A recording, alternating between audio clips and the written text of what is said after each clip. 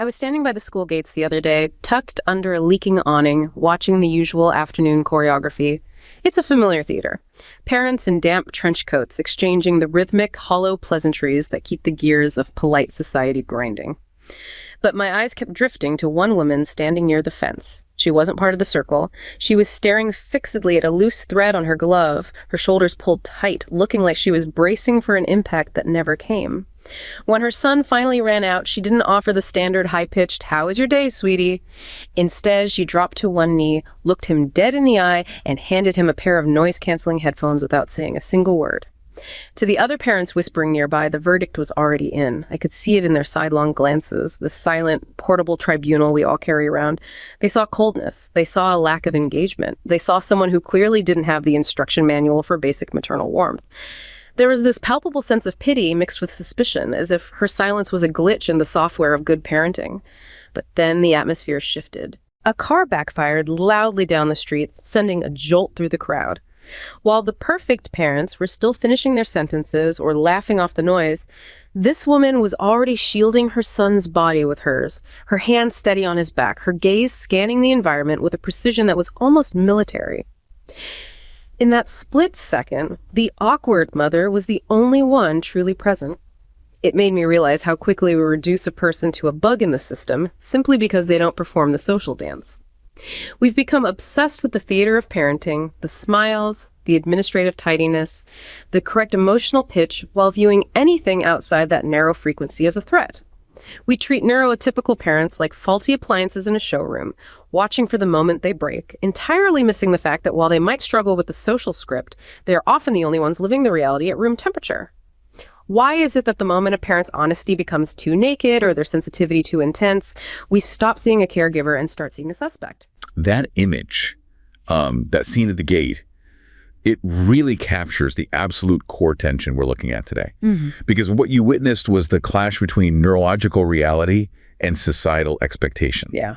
We're going to dissect the intersection of neurodiversity and parenting. We need to analyze how historical psychoanalytical theories, relentless societal pressures, and that exact theater of normativity you described have systematically marginalized neurodivergent caregivers. Right, because it's not just about a few judgmental glances.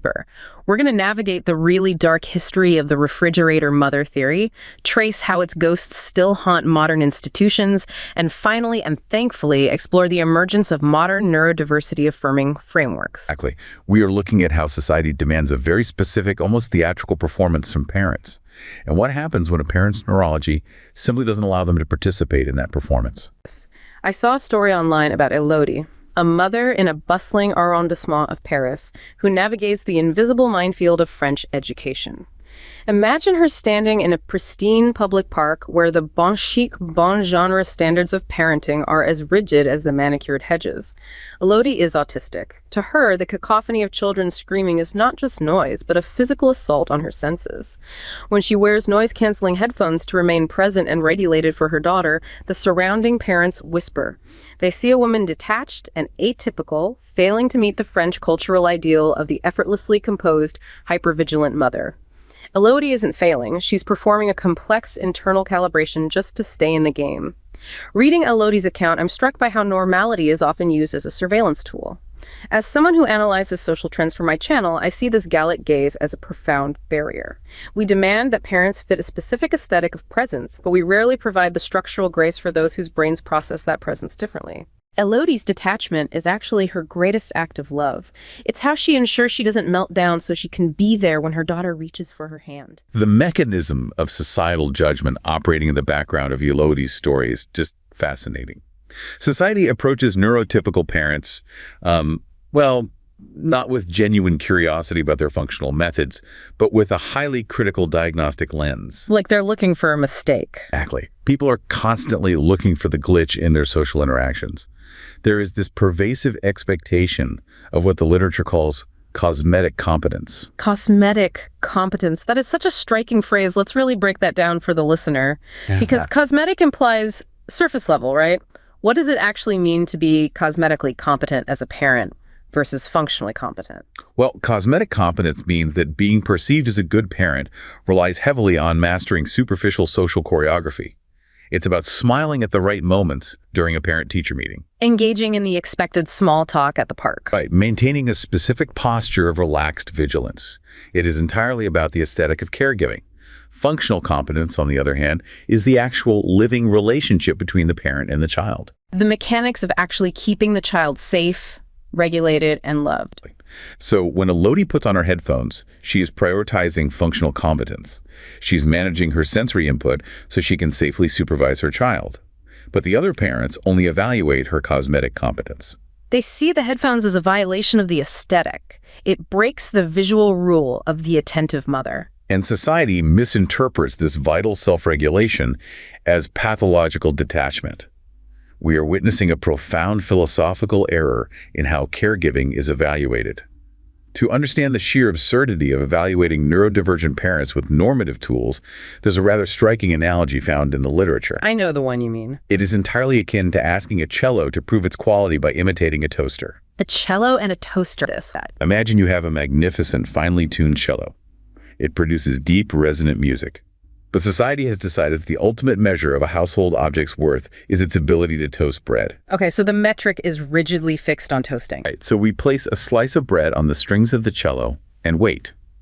And when the cello fails to toast the bread, we do not conclude that it is a beautiful string instrument functioning exactly as designed.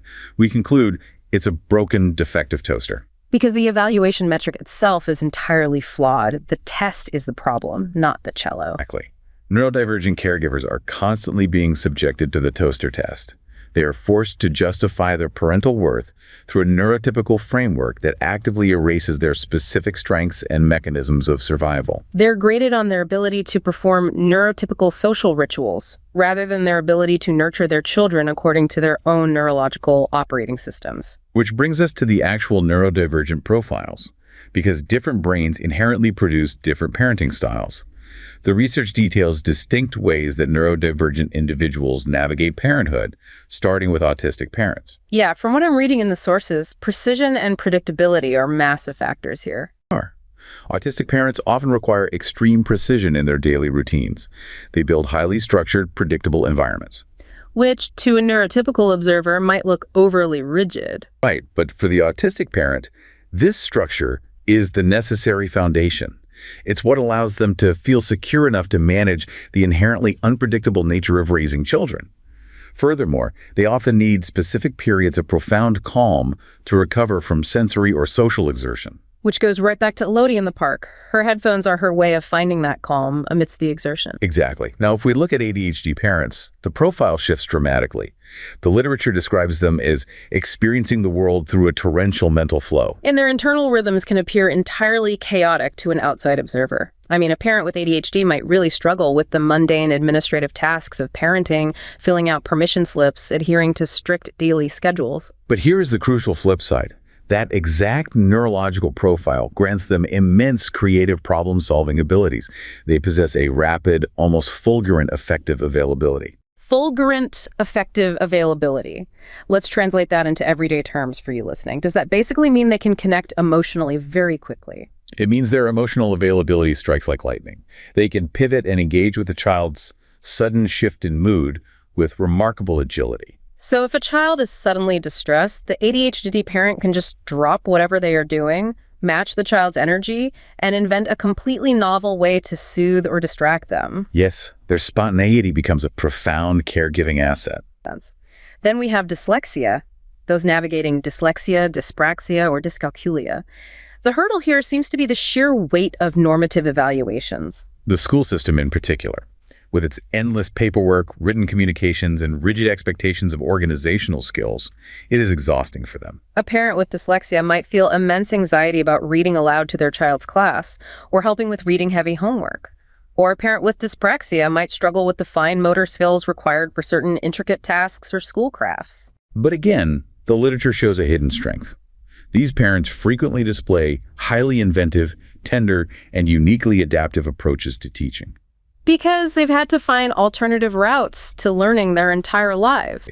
They are exceptionally skilled at helping their children find alternative routes when they struggle. Finally, the research highlights hypersensitive parents. These individuals possess an immediate, almost porous awareness of a child's emotional derailment. They can literally sense a meltdown brewing before there are any visible signs. But the cost of this extreme empathy is significant, isn't it? They experience the world like skin without armor. They absorb every environmental stressor alongside their child's distress. If the child is anxious, the parent feels that anxiety physically. Which allows for incredibly deep bonding and responsiveness, but it also requires the parent to manage their own intense emotional regulation constantly so they don't become overwhelmed by their child's feelings. Exactly. When you lay out these profiles, the bigger picture becomes very clear. These neurological differences alter a person's rhythms, their thresholds for stimulation, and their specific vulnerabilities. They change how an individual inhabits the role of a parent. But the critical takeaway for you listening is that other does not mean lesser. And it certainly does not mean dangerous. The tragedy of the current societal paradigm is the consistent conflation of social spontaneity with psychological health and parental capability. Society has decided that a parent who easily chats at a birthday party, smoothly navigates social ambiguities, and maintains the expected aesthetic is morally and practically superior. Superior to a parent who is fiercely honest, deeply attentive, and fiercely protective, but uncomfortable in collective social theaters. It is a massive moral and functional misinterpretation. And this structural rigidity is most visible in institutional environments, specifically schools. The research frames the school system as an industrial suspicion machine. Industrial suspicion machine. Wow. Because schools demand a very high degree of compliance to implicit social codes. They require unwritten responses and a forced diplomacy. Parents are expected to inherently understand the unstated rules of parent-teacher interactions. They must absorb micro-humiliations gracefully and navigate administrative labyrinths with a smile. When a neurodivergent parent interacts with this system using their own neurological operating manual, the friction is immediate. Give me an example of what that friction looks like in a standard parent-teacher conference. Okay, consider an autistic parent attending a meeting regarding their child's behavior. The teacher might use vague, softening language, saying something like, "Sometimes we have a little trouble staying in our seat." A very standard neurotypical phrasing. Right, but the autistic parent, requiring extreme clarity, might respond directly.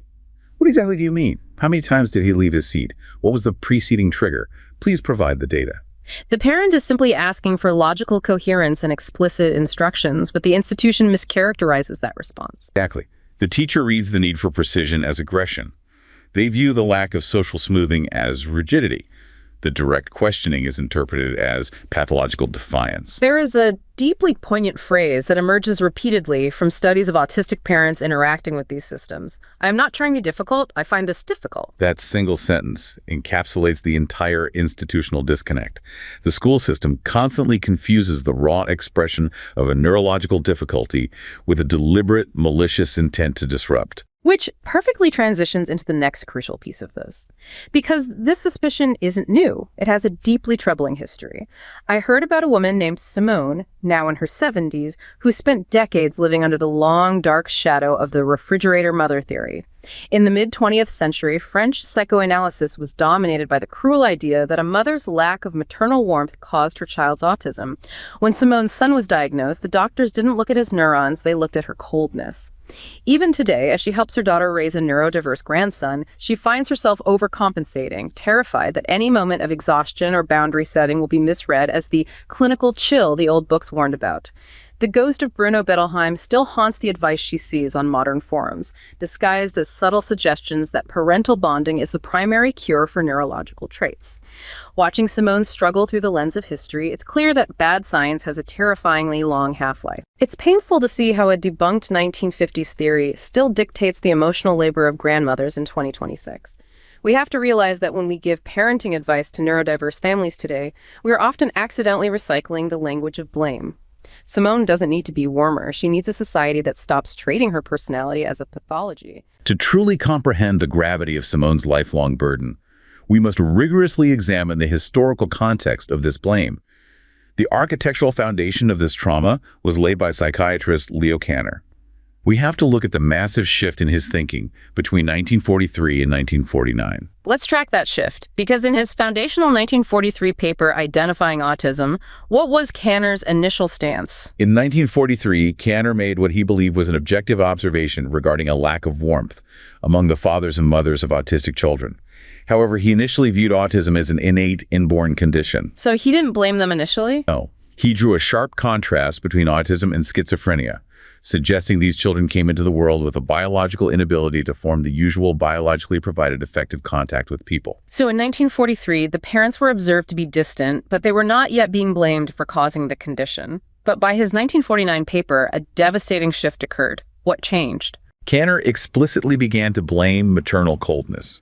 He notoriously stated that these children were exposed from the beginning to parental coldness, obsessiveness, and a mechanical type of attention to material needs. A mechanical type of attention? Yes. He claimed these children were left neatly in refrigerators which did not defrost. He suggested their autistic withdrawal was a direct psychological act of turning away from a freezing maternal environment. He actually used the word refrigerator. Staggering. He shifted from observing a biological reality to diagnosing a failure of maternal love. By a 1960 interview, his language became even more blunt and damaging. He described these parents as just happening to defrost enough to produce a child. That is just wow, the cruelty of that phrasing. This catastrophic pivot aligned perfectly with the dominant psychoanalytic zeitgeist of the era.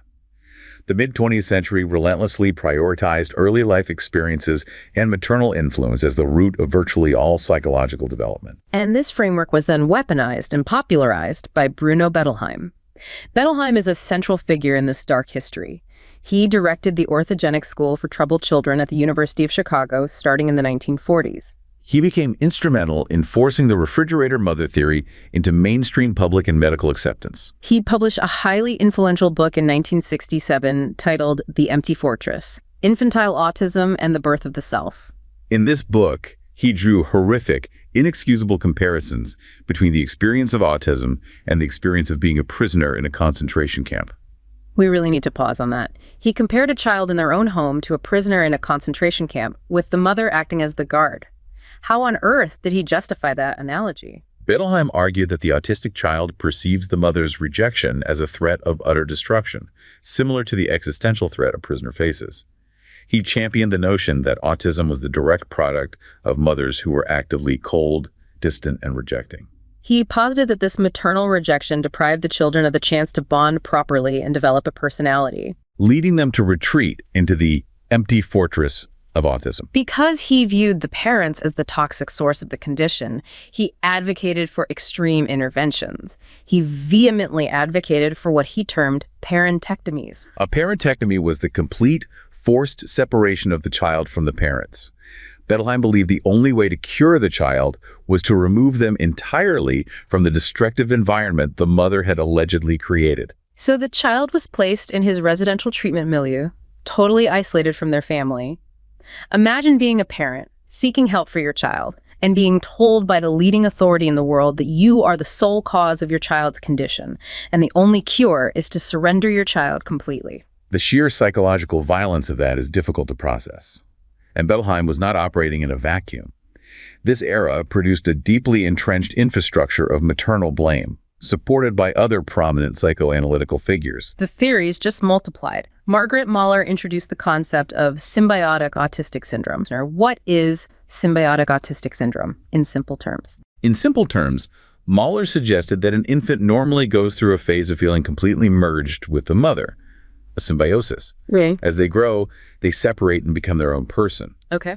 Mahler theorized that autism was a child's defense mechanism against an inability to experience the mother as a living, nurturing entity. The child fails to differentiate from the mother due to the mother's own deep psychological pathology.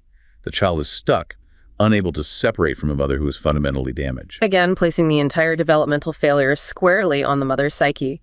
And then we have Silvano Arietti, who issued severe warnings about the schizogenic mother. Arietti argued that autistic expressions were clear signs of socialization disorders rooted directly in difficult, toxic relationships between the child and the parents.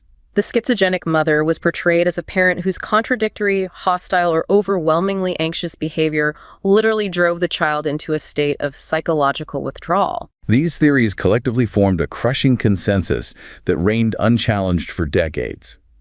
The mother was simultaneously rendered the architect of her child's disability and the primary suspect in any medical intervention. Every interaction between the mother and the medical establishment was viewed through a lens of deep suspicion. Simone's fear, decades later, is a direct inheritance of this era. The emergence of a counter-movement was desperately needed. The paradigm shift was significantly catalyzed by Bernard Rimland in 1964. Rimland was a psychologist who himself had an autistic son. He published Infantile Autism, the syndrome and its implications for a neural theory of behavior. This book directly and fiercely attacked the refrigerator mother hypothesis. Rimland's work signaled a monumental shift toward understanding autism through a biomedical and neurological lens rather than a psychoanalytical one. He dismantled the flawed methodologies of Bettelheim and Kanner, pointing to the biological evidence. And the impact was profound. Even Leo Kanner eventually attempted to walk back his earlier assertions. At the 1969 annual meeting of what is now the Autism Society of America, Kanner delivered a speech where he stated he was often misquoted as saying it was all the parents' fault. He famously declared to the audience of parents, "Herewith, I officially acquit you people as parents." He officially acquitted them. But the damage was already deeply structurally ingrained in the global psychiatric community.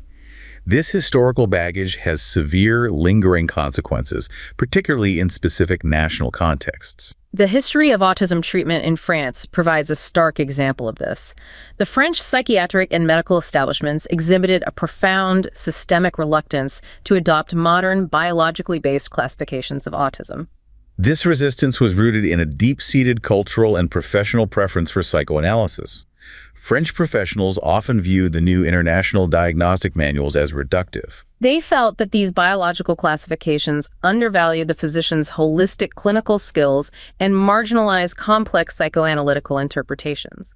Because of this entrenched psychoanalytical worldview, the legacy of mother blame survived much longer in France than in North America or the UK. This translates to incredibly controversial practices persisting well into recent decades. The research mentions the practice of packing. We need to address what this is objectively. Packing is a procedure where an autistic child or adult is wrapped tightly in several layers of cold, wet towels, leaving only the head exposed. The individual is left in these wrappings for up to an hour. Wow. The underlying psychoanalytical rationale is that the physical shock of the cold and the tight boundary of the towels will supposedly allow the individual to experience a sense of bodily containment, breach their autistic shell, and express their repressed emotions. It is a direct descendant of the psychoanalytic approach that views autism as a psychological fortress to be broken into, rather than a neurological reality to be supported. Furthermore, because the suspicion of the mother remains implicitly coded into these older systems, families with autistic children face a significantly increased risk of punitive action from social workers. The threshold for courts deciding to remove an autistic child from their home and place them in state custody is alarmingly low when the parent is still viewed through the residual lens of being the underlying psychological cause of the child's divergence. The parent is seen as a risk factor simply by existing. The modern scientific consensus is entirely clear and must be stated. The medical and scientific community agrees that autism has a complex genetic and epigenetic etiology. Let's clarify epigenetic etiology for the listener. Etiology is the cause of a condition. Epigenetics refers to how behaviors and environment can cause changes that affect the way your genes work. The consensus is that autism is rooted in biology and genetics, completely distinct from the warmth or coldness of the mother. Yet, early theories often pointed to things like a lack of typical attachment behaviors in some autistic infants as proof of maternal failure. The modern research clarifies this entirely. When autistic infants or toddlers display what is clinically termed disorganized attachment, meaning they do not show the typical patterns of seeking comfort from a caregiver when distressed, it is not evidence of poor parenting. No. Modern studies heavily link this disorganized attachment to underlying intellectual variables and the specific neurological sensory processing mechanics of the child. It's a biological expression, not a psychological reaction to maternal coldness. Moving away from this dark history requires entirely dismantling the architectures of suspicion. Try to imagine Mark, a father in Lyon with ADHD, who decided to stop fighting the neurotypical calendar. For years, he felt like a failure because he couldn't keep track of school forms or orderly playdates. But then he joined a pilot support group focused on inclusive parenting frameworks. Instead of teaching him how to act normal, the framework encouraged him to lean into his ADHD strength, spontaneity, deep empathy for his son's sensory needs, and a non-linear way of problem solving. His home is now a sensory-first environment, filled with hammocks and visual schedules rather than the traditional French cadre or rigid structure. He stopped trying to be a standard father and started being a functional one. As I reflect on Mark's journey, I see the blueprint for the future of family support. We've spent so much time trying to fix neurodiverse parents to make them more palatable to society, but Mark shows us that the goal should be functional harmony rather than normative compliance. From a media perspective, we need to stop telling stories about struggling parents and start highlighting these new architectures of living. It's not about lowering the bar, it's about changing the shape of the gate so everyone can walk through it. Examining how to actually build these new architectures brings us to frameworks for inclusive parenting support systems. The literature highlights Carrie Murphy's neurodiversity-informed model. This model stands in stark contrast to the traditional medical or deficit model. The deficit model views neurodivergence as an inherent problem to be fixed, cured, or minimized. It focuses entirely on what the individual cannot do. Murphy's framework emphasizes a holistic profile of the individual, their interests, strengths, traits, and specific needs. The core philosophy of the neurodiversity-informed model posits that the dominant problem isn't the neurodivergence itself, but rather ableism and the systemic barriers to inclusion. In this model, support is firmly child-led and parent-led. It focuses on affirming neurodivergent traits and entirely discarding the expectation that an individual must mask or change who they are to fit into a neurotypical mold. To put this model into practice, we have to identify what Murphy terms ableism red flags within traditional interventions. These red flags are deeply embedded in how society has historically defined success in therapy and family support. A primary red flag is when outcome measures focus entirely on neurotypical passing. What does neurotypical passing look like in a clinical or support setting? It looks like a program celebrating the fact that an autistic child or parent can now force sustained eye contact during social interactions. The program records this as a success. However, it completely ignores the extreme physical discomfort, the cognitive toll, and the overwhelming sensory input that forcing eye contact requires for an autistic individual. The goal of the intervention has become the aesthetic comfort of the neurotypical observer, not the functional well-being of the neurodivergent individual. The intervention is forcing the cello to toast bread. Another glaring red flag is interventions that de-center the disabled person for the convenience of others. You see this in outcomes measuring whether a child now sits still during circle time and no longer disrupts others. These traditional metrics are heavily focused on strict compliance. They lack an ethics of care, bodily autonomy, and consent. A truly inclusive framework measures success entirely differently. It measures autonomy, self-advocacy, genuine engagement, and deep psychological well-being. Does the child feel safe? Does the parent feel supported in their methods? A crucial component to understanding why these ableist frameworks fail is the concept of the double empathy problem. For decades, the assumption was that autistic or neurodivergent individuals lacked empathy or the ability to communicate properly. The double empathy problem completely flips this script. Let's break this down into really simple terms for the listener. Imagine two people speaking entirely different languages, but society is only blaming one of them for the miscommunication. That is an accurate framing. The double empathy problem emphasizes that communication breakdowns occur precisely because neurotypical and neurodivergent individuals process the world, language, and social cues in fundamentally different ways. It is a mutual disconnect, a two-way street of misunderstanding. The neurodivergent person struggles to read the neurotypical person's implicit social cues. But crucially, the neurotypical person struggles just as profoundly to read, understand, and empathize with the neurodivergent person's direct communication style and sensory needs. The failure is not inherent to one side. It is a clash of different operating systems. When an autistic parent communicates directly and transparently, the neurotypical professional assumes hidden aggression. The professional is displaying a lack of empathy for the autistic communication style.